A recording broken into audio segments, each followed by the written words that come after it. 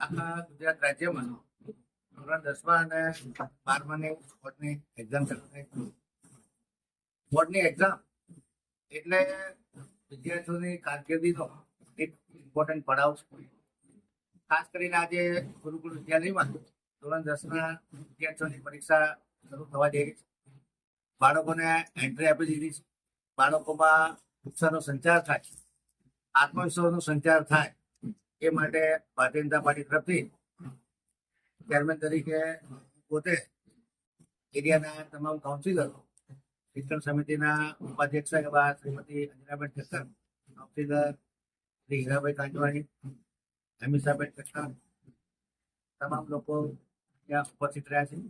બાળકોને ફૂલ આપી સ્વાગત કરી અને ચોકલેટ દ્વારા સ્વાગત કરવામાં આવ્યું છે. ખાસ કરીને આપના માધ્યમથી ધોરણ 10 અને 12ના તમામ વિદ્યાર્થીઓને શુભેચ્છાઓ આપું છું.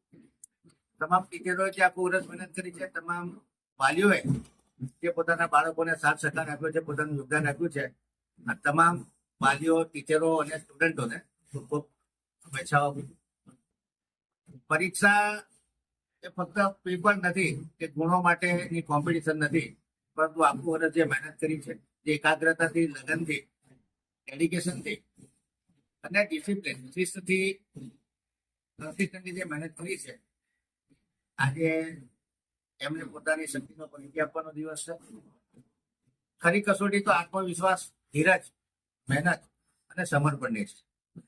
પરંતુ પેપર લખવા જાઓ ત્યારે આત્મવિશ્વાસથી, એકાગ્રતાથી અને સમયનું અનુપાલન કરી અને ખૂબ કોન્ફિડન્સથી જે આવડતું હોય વસ્તુના જવાબ લખવા જોઈએ. પરીક્ષા એક માઇલસ્ટોન છે, જીવનની સફળતાની પહેલી સીડી છે. બિલકુલ ગભરાયા વગર, નિર્ભય થઈ અને કોઈ પણ જાતના તણાવ અને પોતાની પર હાવી નહીં થવાની એકાગ્રતાથી સમયનું પાલન કરી અને 1 by 1 પ્રશ્નોના જવાબ આપવાથી 100% સફળતા મળતી હોય.